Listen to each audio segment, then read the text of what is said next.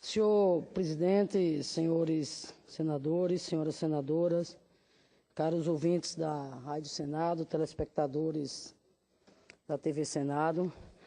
Senhor presidente, o Jornal Valor Econômico, edição de hoje, traz uma boa notícia para a tristeza, senador Humberto, daqueles que torcem contra o nosso país.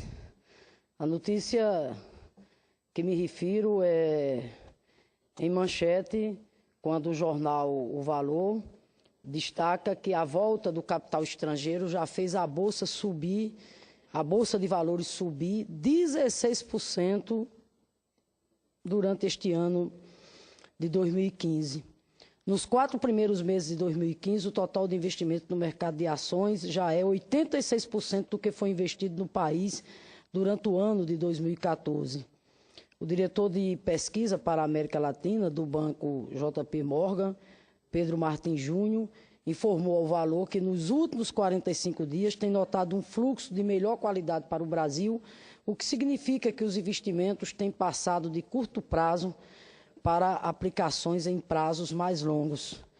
Mais otimista ainda, o gestor do NHC Capital acredita que podemos repetir o que aconteceu em 2009, primeiro ano após a crise mundial, quando a Bolsa subiu 82,6% em reais e 145,2% em dólares. Na análise do gestor do NHC Capital, abre aspas, estamos vivendo um momento histórico.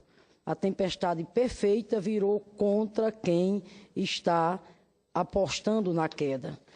Também hoje, a ilustre jornalista Mônica Bergamo, em seu comentário na Band News, lembrou que o Brasil está prestes a atingir uma marca digna de registros. Até meados deste mês, já serão 5 milhões de microempreendedores individuais, aquelas pessoas que abriram seus próprios negócios sozinhos ou com, no máximo, um empregado e que faturam até R$60 mil por mês. São manicures, camelôs, costureiras, marceneiros e outros profissionais que, na última década, aproveitando incentivos, deixaram a informalidade e, por apenas cerca de R$40 por mês, passaram a ter direitos a benefícios como aposentadoria e auxílio-doença. A cada dia no país, 3 mil microempreendimentos novos são abertos. E se somarmos esse número ao de pequenas e microempresas, com até 10 empregados, veremos que já são 12 milhões de estabelecimentos no país, gerando emprego e renda. Infelizmente, outros jornais levam para a primeira página para as suas primeiras páginas notícias, de que manifestantes resolveram bater panela durante o programa do PT na noite de ontem e o fazem, levam essas notícias do panelaço contra o PT no programa de ontem com a costumeira manipulação do fato real. A Folha, por exemplo, disse que as manifestações ocorreram em 10 capitais. O estado de São Paulo detém-se na contagem como, abre aspas, diversas capitais, mas não no Brasil inteiro. Enquanto o Globo, com seu evidente exagero, publica que as manifestações ocorreram, abre aspas, em todo o país. Pouco se publicou, no entanto, senhor presidente, da manifestação dos que apoiam o governo. A convocação para o panelaço recebeu espaço, inclusive, o espaço farto entre a grande mídia. Mesmo assim, foi pontual e mais frequente nas áreas nobres da cidade, chamado panelaço. Já o tuitaço, em apoio ao governo, ficou em primeiro lugar no Twitter Brasil e em quinto lugar dos tópicos mais comentados do mundo. Em pouco tempo, a hashtag Tô na luta pelo Brasil tomou conta da rede social. É uma pena, senhor presidente, que algumas pessoas estivessem batendo panelas, mas, enfim, esse é um direito que cada um tem. Mas eu quero dizer que é uma pena que essas pessoas tenham deixado de assistir ao programa do nosso partido ontem em rede nacional de rádio e televisão. Por quê? Porque o programa do PT ontem falou de temas que são muito importantes para o Brasil, como a necessidade de lutar contra o projeto sobre terceirização, já aprovado na Câmara e que agora tramita aqui no Senado, e que visa prejudicar as relações trabalhistas no país, tirando direitos de trabalhadores e contribuindo para a diminuição dos salários. No programa do PT, que foi veiculado ontem, lembramos, né, que não faz muito tempo que lutávamos por ter respeitado as necessidades básicas, como comer e ter o direito de ir à escola. E agora, nossa batalha é para manter e ampliar nossos direitos, além de aprimorá-los.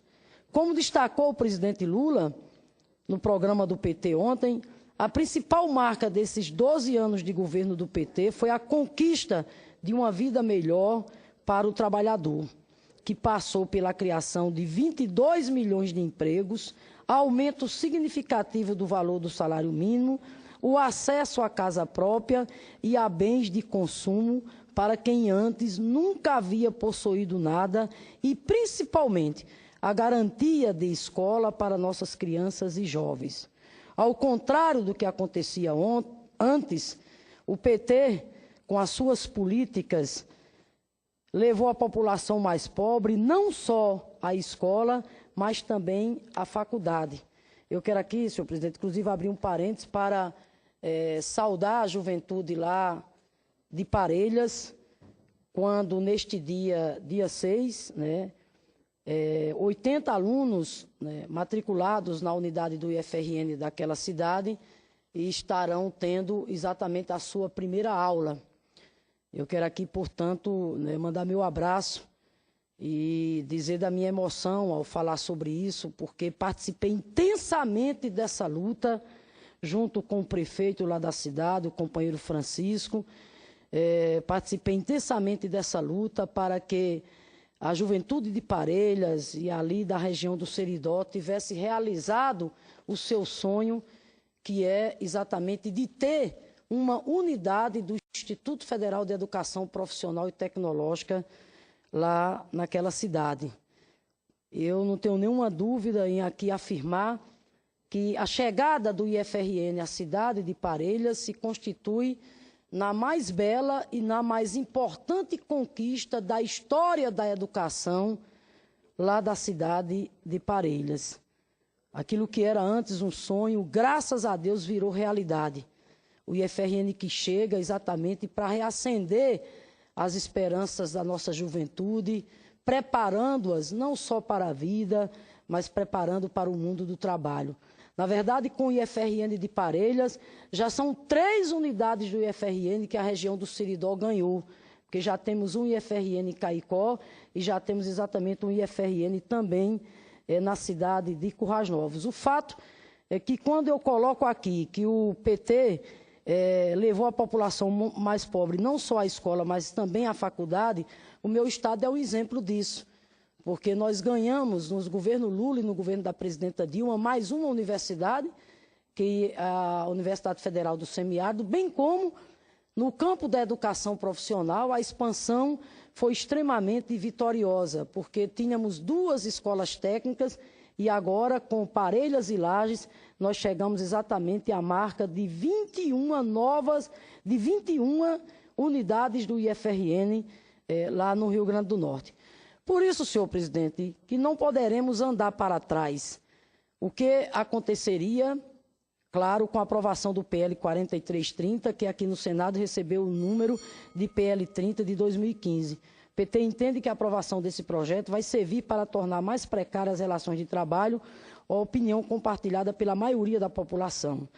Destaco aqui as palavras, novamente, do presidente Lula contra o PL 4330. Abre aspas. Diz o presidente Lula, esse projeto faz o Brasil retornar ao que era no começo do século passado, voltar ao tempo em que o trabalhador era um cidadão de terceira classe, sem direitos, sem garantias, sem dignidade. Nós não vamos permitir esse retrocesso. O PT continua ao lado do trabalhador, fecha aspas.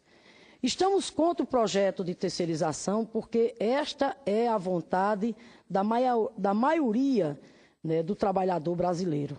No portal E-Cidadania, aqui do nosso Senado Federal, em menos de uma semana que a proposta chegou ao Senado, a proposta da terceirização, quase 40 mil pessoas já se manifestaram sobre o assunto. 35.139 cidadãos estão dizendo não ao projeto, enquanto apenas 3.503 são favoráveis.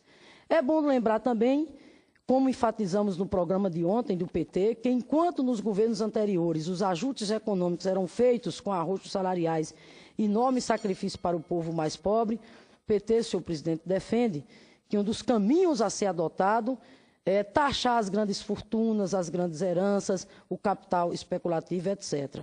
E no que diz respeito à corrupção, quero aqui destacar o pronunciamento do presidente do nosso partido, o companheiro Rui Falcão, ao lembrar que antes do PT não havia lei da ficha limpa, não havia o portal da transparência, a Polícia Federal e o Ministério Público não tinham autonomia para trabalhar. Hoje a corrupção é investigada e os corruptos estão indo para a cadeia. Como deixou claro o Rui Falcão, o PT tirará dos seus quadros qualquer pessoa que cometer ilegalidades. Mas não aceitamos, senhor presidente, que todo partido seja culpado por atos cometidos por alguns de seus integrantes. Também não vamos nos calar diante, né, de investigação seletiva ou informação seletiva. É importante aqui a gente deixar claro que há pessoas de vários partidos envolvidas nas denúncias de corrupção e não apenas integrantes do PT. Por fim, senhor presidente, vale destacar que nosso partido está dando um importante passo para acabar com a corrupção no país ao defender o fim de doações empresariais a partidos e campanhas. Sabemos que temos que corrigir rumos e estamos fazendo isso, mas não abrimos mãos de nossas bandeiras em defesa dos trabalhadores, das minorias e da população mais carente, como sempre fizemos. Nós demos uma virada histórica no país, senhor presidente, e não vamos permitir que ninguém faça essa nação andar para trás novamente. Era o que tinha a dizer, senhor presidente. Muito obrigada.